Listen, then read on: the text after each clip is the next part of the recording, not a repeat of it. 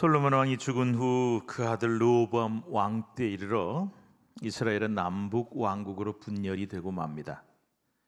마치 우리나라가 남북으로 분단된 것처럼 같은 민족이지만 갈등 때문에 나라가 둘로 쪼개지고 만 것입니다. 남한국 유다의 수도는 예루살렘이고 북왕국 이스라엘의 수도는 사마리아였습니다. 그런데 북왕국 이스라엘은 주전 721년경 아수르 제국의 공격을 받아 멸망당하게 되었습니다. 북이스라엘의 지도층은 아수르의 여러 지역으로 포로로 끌려가지요. 반대로 아수르의 관리들과 백성들은 북왕국 수도 사마리아로 들어와 살게 되는데 자연스럽게 자폰, 즉 이스라엘 백성과 이 아수르 사람들 사이에 결혼이 이루어져서 호녀라들이 태어나고 이스라엘은 혈통의 순수성을 잃게 되었고 신앙도 변질되고 맙니다. 자, 바로 이런 과정으로 태어난 사람들을 뭐라고 부르냐? 사마리아인이라고 부릅니다. 성경에 여러 번 등장하는 사마리아인이 바로 이 북왕국 이스라엘 백성과 아수르 사람들 사이에 태어나는 호녀를 뜻하는 말입니다. 제가 초등학교 다닐 때 저희 학교에 호녀라가 있었습니다. 그런데 그 당시 아이들이 그 아이를 뭐라고 부르면서 놀렸는지 아십니까? 옛날에 쓰던 말 있죠.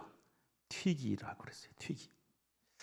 튀기는 호녀라를 낮춰 부르는 아주 안 좋은 비속어이기 때문에 쓰면 안 되는 말입니다. 튀기라는 말은 본디 뜻이 뭐냐면 사전에 보면은 종이 다른 두 동물 사이에 태어난 새끼를 뜻하는 말이에요. 그런데 이 말을 사람에게 갖다 쓴 거죠. 혈통이 다른 종족 사이에 태어난 사람, 즉 호녀라라는 뜻으로 쓰이게 되었습니다. 그 말 자체가 사람을 짐승 취급을 하는 말이기 때문에 우리가 다른 사람은 몰라도요, 교회 안에서 우리 믿는 사람들끼리는 절대로 이런 차별이나 편견이 담겨 있는 말은 쓰면 안 됩니다. 쓰지 말아야 됩니다. 그런데 생각해 보세요. 우리나라도 이렇게 호녀라를 얕잡아보고 멸시하는데 이스라엘 민족은 어땠을까요? 굉장한 민족적인 자부심이 강한 사람들. 우리는 하나님의 선민이야. 그러니까 한마디로 사마리아인을 사람 취급을 안 했어요. 개라고 불렀습니다. 그래서 단적으로 유대인들이 저 북쪽으로 올라가서 여행을 하려고 그러면은 제일 가까운 길이 사마리아를 통과해서 가면 돼요. 그런데 일부러 저 요단강 동편으로 쭉 돌아갑니다. 왜 그랬을까요? 저 더러운 인간들, 사람 같지도 않은 것들과는 섞이고 싶지도 않다, 만나고 싶지도 않다. 내가 그 더러운 땅에 들어간 것만으로도 나는 더럽혀진다. 이런 생각을 했던 것이죠. 우리 모두 한번 돌아볼 수 있기를 바랍니다.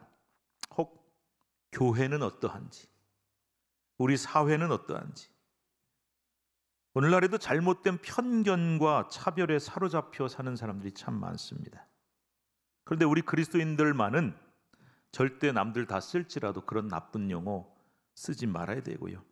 잘못된 편견과 차별에 절대 사로잡혀서도 안 될 것입니다. 그것이 바로 예수 믿는 사람의 모습이고 교회의 참된 모습일 것입니다. 지금으로부터 약 2000년 전 사마리아와 갈릴리 지방 사이에 어떤 촌마을에 한 남자가 살고 있었습니다. 그 남자 이름이 뭔지, 나이가 몇 살인지, 어디 사는 사람인지 성경에 나와 있지 않아서 우리는 알 수가 없어요. 근데 우리가 그 사람에 대해서 아는 정보가 딱 두 가지가 있습니다. 두 가지. 그 중에 하나는 그가 사마리아인이라는 사실이었고요. 또 하나는 그가 문둥병 환자였다는 것입니다. 앞서 말씀드렸죠. 사마리아인이 누군지를. 사람 취급 못 받는 튀기 취급, 개 취급받던 호녀라들. 그런데 이 사람은 사마리아인일 뿐만이 아니라 문둥병 환자였다. 문둥병 아시죠? 정확한 병명은 한센병입니다. 나병이라고도 불립니다. 그런데 우리가 문둥병, 문둥이 이런 말 썼는데요. 이 말 역시 튀기처럼, 튀기보다 더 나쁜 비속어입니다. 쓰면 안 됩니다. 기억나십니까? 옛날에 우리가 읽던 성경에는 문둥병자 이렇게 나와 있었는데 지금은 바뀌었어요. 좋은 말이 아니기 때문에. 그런데 이 나균이라고 하는 병균이 말초신경과 피부에 침범을 하게 되면 그 부위의 감각을 잃게 되죠.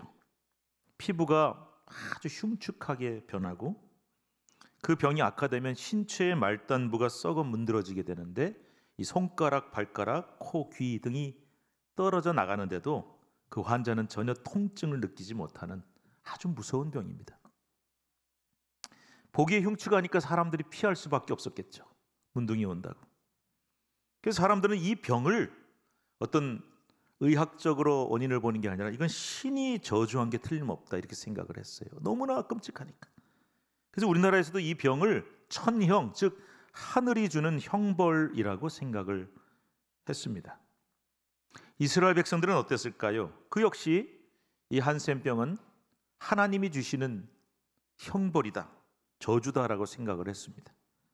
그래서 여러분 혹시 벤허라고 하는 영화를 많이 보셨을 겁니다. 그 영화의 한 장면, 주인공인 유다 벤허의 어머니와 누이가 이 병에 걸리는데 마을에 멀찍이 떨어져 있는 그 외딴 계곡에 격리시키는 장면이 나옵니다.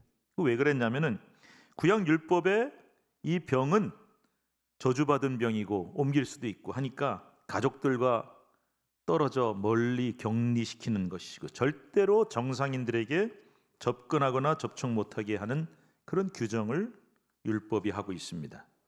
혹 사람들이 다가오면, 모르고 다가오면 나병 환자는 옷을 찢고 머리를 풀어 헤치고 윗입술을 가리고 뭐라고 외쳐야 되냐면은 부정하다 부정하다 하고 외쳐야 돼요. 뜻이 뭐겠습니까? 나는 더러운 인간입니다. 가까이 오지 마세요.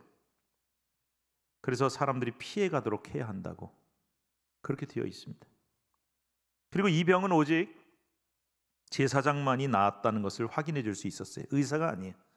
제사장에게 가서 이 사람 완치됐다라고 판정이 되면은 선언한 다음에 정결케 하는 제사를 드려야만 사회로 복귀할 수 있고 정상인으로 인간구실을 할 수가 있었던 것입니다. 자, 오늘의 주인공은 사마리아인이라고 하는 저주를 받았습니다. 사람 취급 못 받는. 그런데 엎친 데 덮친 격으로 문둥병, 아니 한센병이라고 하는 끔찍한 병이 걸렸습니다. 사마리아인이라고 하는 그 이름만으로도 저주받은 인생인데 또 하나의 씻을 수 없는 저주스러운 이름, 문둥이. 이런 이름을 가진 정말 최악으로 불행한 사람이었다. 앞서 말씀드렸지만 이 사람의 이름은 성경에 나와 있지 않아요. 아무도 몰라요. 그런데 사람들은 그를 무엇이라고 불렀을까요? 이름 부르지 않았습니다. 그저 그를 이 저주스러운 이름으로 불렀을 것입니다. 바로 사마리아인 문둥이, 문둥병자, 이렇게 불렀겠죠. 여러분 혹시 이 사람 같은 처지에 빠져 보신 적이 없습니까? 안 그래도 내가 힘든데 죽겠는데 또다시 큰 고통이 밀려오는 겁니다. 2중 3중의 고난을 겪는 거죠. 너무 힘들다 보니까 사람들이 나를 쳐다보는 게 마치 짐승 쳐다보듯이 해요. 그리고 나도 내 자신도 사람들 앞에 이게 서기가 너무 부끄럽고 두려운, 그래서 사람들을 피해 다닐 수밖에 없는, 고개를 들 수 없는 그런 형편에 빠져보신 적이 있으신지요? 이렇게 견딜 수 없는 아픔을 겪을 때, 2중 3중 고난당할 때 내 힘으로는 도저히 해결할 수 없는 이런 인생의 저주와 같은 문제가 생겼을 때 우리가 만나야 할 분이 바로 한 분이 계십니다. 그분만이 내 모든 문제를 해결해 줄 수 있는 능력을 가지신 분이십니다. 내 자신도 해결할 수 없고 그 누구도, 세상에 누구도 도와줄 수 없는 그 엄청난 인생의 저주를, 그 고통을 해결해 줄 수 있는 단 한 분, 이분밖에 안 계십니다. 그분이 누구일까요? 바로 예수님이십니다. 이렇게 비참한 삶을 살아가던 어느 날 이 사마리아인 문둥병자와 9명의 동료들, 아마 이 성경에 보면은 그들은 유대인이었던 것 같아요.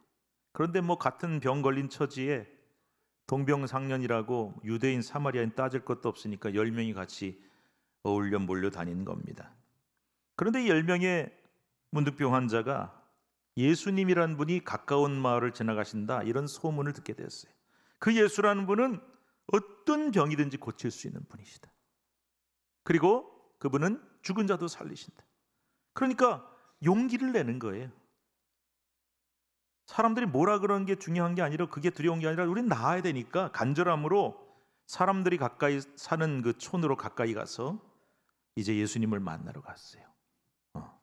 그리고는 예수님한테 달려가서 예수님 고쳐주세요 해야 되는데 그건 차마 못해. 율법에 그렇게 안 돼 있으니까. 그래서 정상인인 예수님 가까이 갈 수가 없으니까 저 멀리에 서서 그냥 큰 소리로 이렇게 외치는 거예요. 예수 선생님이여, 우리를 불쌍히 여겨주십시오 하고 외쳐요. 나병에 걸리면 성대도 약해진다고 합니다. 큰 소리를 내기가 어렵습니다. 아마도 있는 힘을 다해 쥐어짜듯이 간절한 소리로 외쳤을 것입니다. 예수 선생님, 우리를 불쌍히 여겨주세요.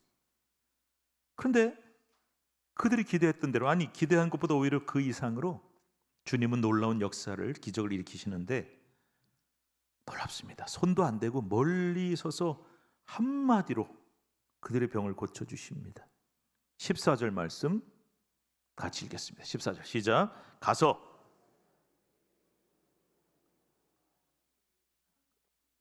이게 무슨 말일까요? 너희의 그 저주받은 몹쓸병이 나을 테니까 빨리 제사장한테 가서 완치 판정 받아라. 이거 얼마나 듣기 원했던 말이에요. 얼마나 기대했던 순간. 그래서 너무나 말로 표현할 수 없는 기쁨에 사로잡혀서 이들을 막 앞다투어서 제사장에게로 달려가지요. 그런데 참 놀라운 게요, 제사장 앞에 딱 갔더니 나았더라가 아니고 그 제사장한테 막 가고 있는데 야, 너 얼굴이 멀쩡해졌어. 손발이 멀쩡하네. 가는 과정에, 그 도중에 깨끗해진 것을 발견한 거예요. 놀라운 기적이 일어난 거예요. 신비한 주님의 능력이죠. 우리의 모든 문제도, 우리가 가지고 있는 모든 고통과 아픔, 그리고 저주받은 것 같은 그 모든 문제마저도 바로 예수님을 만날 때 다 해결되는 줄을 믿으시기 바랍니다. 하나님의 아들 예수님은 능치 못할 일이 없으신 분이시다.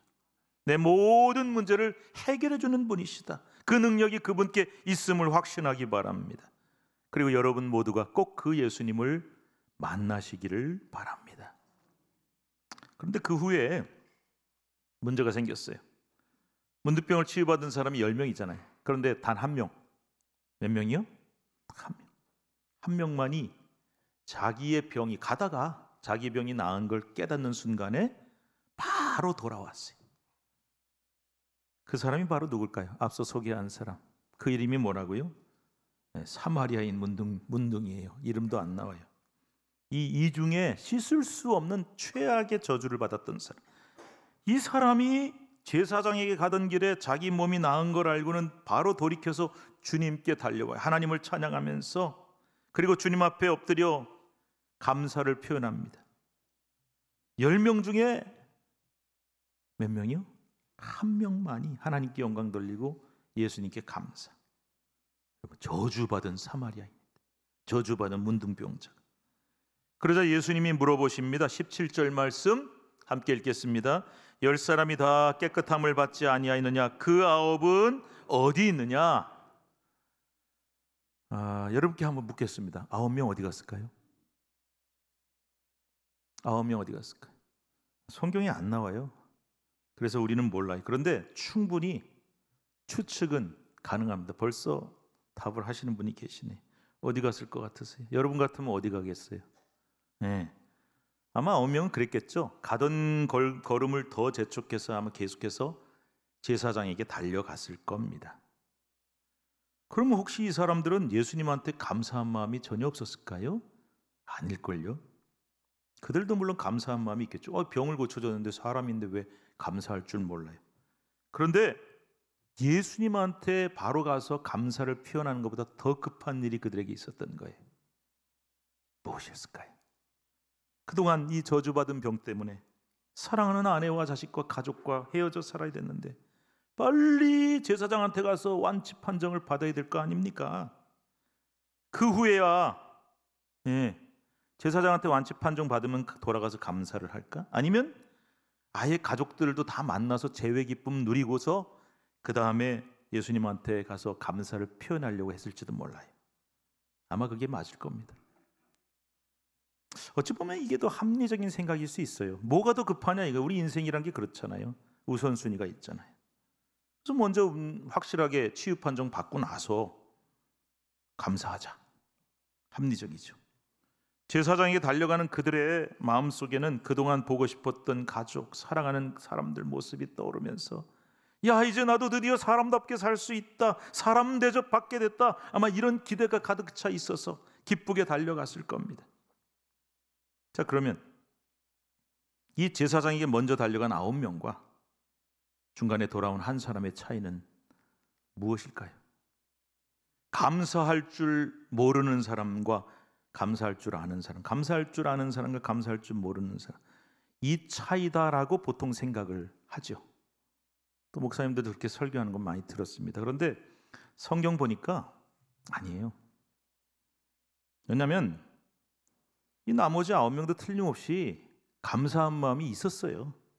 나중에라도 감사할 마음이 분명히 있었을 거예요. 그러니까 감사할 줄 모르는 사람들은 아니에요. 감사할 줄 알아요. 그런데 이 둘 사이의 차이가 뭐냐? 한번 같이 읽어볼까요? 예, 시작. 감사해야 할 바로 그 순간 감사할 줄 알았던 사람. 뭐 비슷하게 들리지 않으십니까? 그런데 여러분, 감사하냐 안 하냐가 아니라 감사란 게 때가 있어요. 타이밍이 있어요. 바로 그때 감사할 줄 알았던 한 사람. 그리고 자기 할 일에 바빠서 내일 먼저 하느라고, 나 급한 거 먼저 하느라고 어떤 사람이냐? 감사를 나중으로 미룬 9사람. 이 차이라고 봐야 돼요. 또한 감사한 마음을 뭘로요? 입으로, 몸으로 표현할 줄 알았던 한 사람과 같이 읽읍시다. 감사한 마음은 있지만 표현할 줄 몰랐던 9사람. 차이예요. 아마 뭐 비슷비슷하게 느껴질지 몰라요. 별로 큰 차이도 안 나 보이죠. 근데 여러분, 이게 굉장한 차이입니다. 엄청난 차이예요. 우리 사랑하는 신천교회 성도 여러분, 그리고 오늘 추수감사주일에 초청되어 오셨거나 방문하신 여러분, 여러분께 한번 묻겠습니다.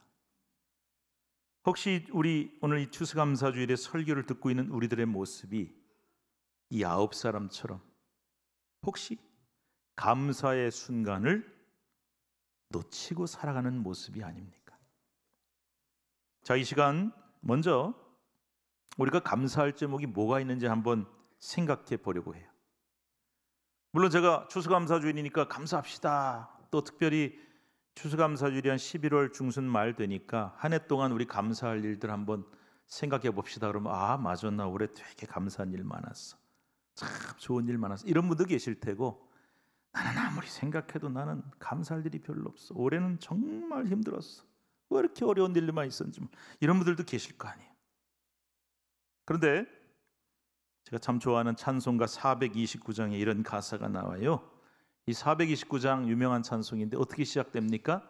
세상 모든 풍파 너를 흔들어 약한 마음 낙심하게 될 때. 이 앞에가 뭐라고 되어 있어요?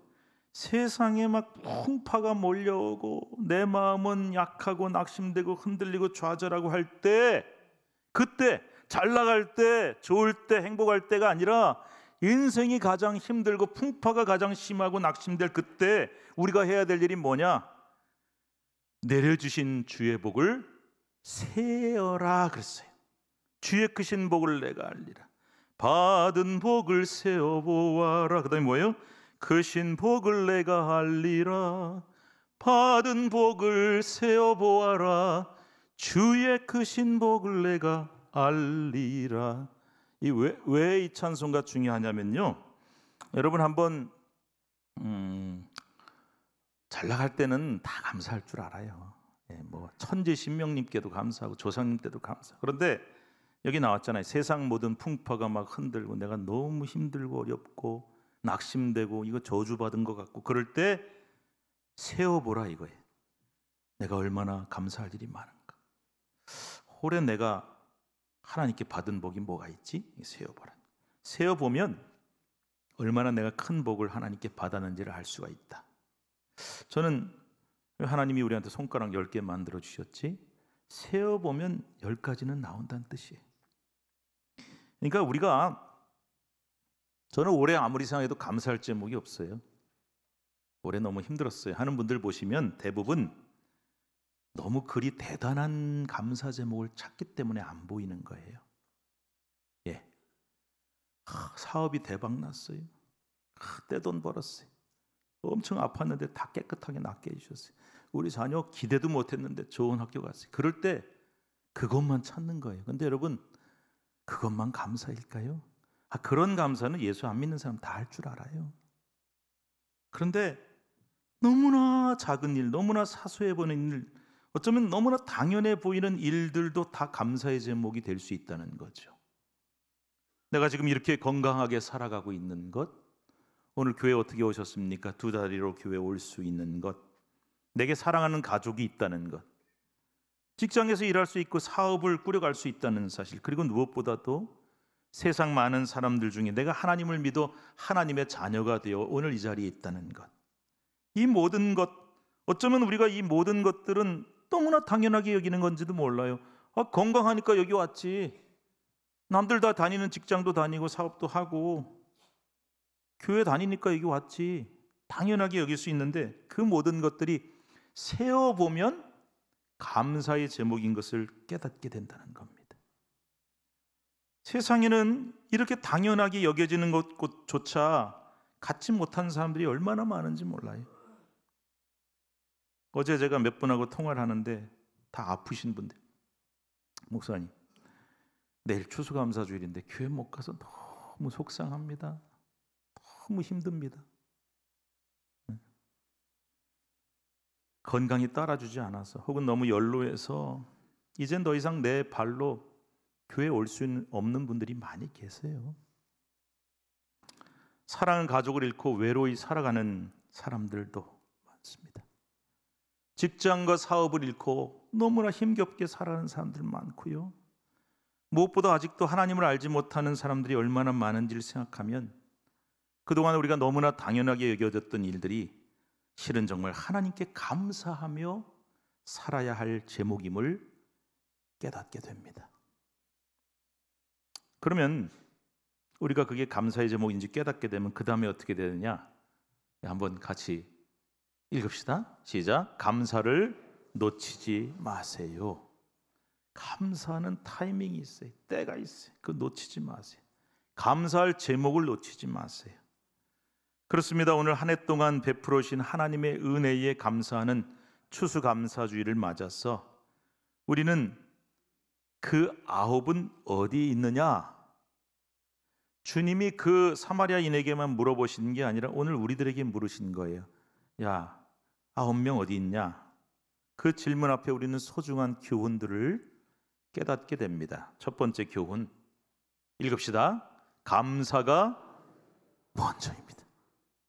내가 먼저고 내 용무나 사정이 먼저고 내 환경이 먼저고 내 가족이 먼저가 아니라 하나님 앞에 감사부터 해라. 감사가 먼저다. 우리의 기도의 우선순위, 우리 삶의 우선순위가 정말 하나님께 있고 하나님 이 모든 것 감사합니다에 있는지, 아니면 내 급한 일, 내가 중요한 일부터 먼저 하고 감사하자 그러고 사는지, 이걸 돌아봐야 된다는 거죠. 두 번째 읽읍시다. 감사는 감사를 어떻게 해야 된다고요? 표현을 해야지 유효해. 이런 얘기 들었어요. 친구한테 참 도움 많이 받고 산 사람인데 평생 고맙다 소리 한마디도 안 하더래요.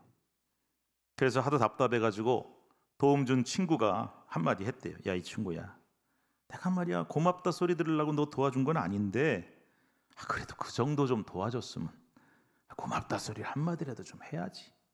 그랬더니 그 도움받은 친구가 에이, 꼭 고맙다 소리 해야 하나? 내 마음속으로 한 번만 한번 고맙다고 생각하고 있어. 그만하면 됐지. 남자끼리 말이야. 그러더래요. 아니요, 아닙니다. 마음속으로 생각하는 걸로는 안 돼요. 고맙다고 하세요. 말로 하고 표현을 해야 돼요. 우리 남편, 우리 아내, 우리 자녀, 부모, 주변 사람들, 교회에서 말을 하세요. 고맙다고. 그래야 진정한 감사가 됩니다. 감사는 속으로만 하는 게 아니에요. 내 모든, 특별히 우리 그리스도인들은 내 모든 수단을 총동원해야 돼요. 말로, 찬양으로, 기도로, 봉헌으로, 봉사와 헌신, 내 할 수 있는 모든 걸 총동원해서 하나님 감사합니다 이렇게 표현하는 게 너무 중요해요. 그래서 우리가 늘 감사하며 사는가, 그리고 감사를 어떻게 표현해 가면서 사는가, 이것이 대단히 중요하다는 것입니다. 마지막 세 번째입니다. 제가 늘 자주 하는 말이네요. 자, 한번 읽어봅시다. 감사는 감사를 불러옵니다. 대단히 중요한 원칙입니다. 이 사마리아인 문둥병자가 돌아왔어요. 감사를 표현했어요. 그랬더니 주님이 뭐라 그러시느냐? 일어나 가라, 내 믿음이 너를 구원하였느니라. 병만 나은 게 아니라 영원히 구원받는 역사가 일어났다는 거죠. 여러분, 감사할 줄 알면 더 감사한 일이 생깁니다. 감사는 감사를 불러오는 원리가 성경에 있기 때문이에요. 감사는 더 큰 감사를 불러옵니다. 이것이 바로 감사의 능력이에요. 감사의 능력이. 여러분, 범사에 감사하시기를 바랍니다. 감사가 없으면 감사의 능력이나 효과가 반으로 줄어들어요. 그런데 감사를 잘하면 그 능력은 배가 되고 10배, 100배가 돼요. 이게 감사의 능력이에요. 그래서 감사 신앙이 정말 필요한 거예요. 여러분들도 감사를 꼭 잘 표현하셔서 여러분이 받은 감사의 제목을, 그 능력을 갑절로 10배로 100배로 만드시기를 축복합니다. 오늘 이 추수감사주일에 예배에 오신 여러분 모두를 진심으로 환영하며 주님의 이름으로 축복합니다. 감사를 표현함으로써 더욱 큰 감사의 제목을 받아 누리시는 복된 성도들이 되시기를 주님의 이름으로 축복합니다. 기도합시다. 하나님, 감사합니다. 감사합니다. 세상 사람들도 좋은 일 생기면 고맙다 그러고 감사하다 그럽니다. 그런데 우리 믿는 사람들의 감사의 차이가 무엇일까요? 이 모든 것은 하나님이 주신 것입니다. 그래서 하나님께 감사하는 게 제일 먼저입니다. 물론 아직 해결되지 않은 문제들, 답답한 일도 있습니다. 그렇지만 하나님의 은혜로 삽니다. 감사합니다. 먼저 감사하고, 범사에 감사하고, 감사를 내 모든 수단 총동원하여 하나님 앞에 표현할 때에 그 감사는 놀라운 감사를 불러오는 줄로 믿습니다. 이 신앙으로 오늘 이 추수감사주일에 하나님 앞에 감사하는 성도들 되게 하시고, 우리 삶의 모든 문제와 저주가 풀리고 정말 감사할 일이, 더욱 큰 감사가 넘치는 우리 인생이 되도록 인도하여 주옵소서. 예수님의 이름으로 감사하고 기도드리옵나이다. 아멘.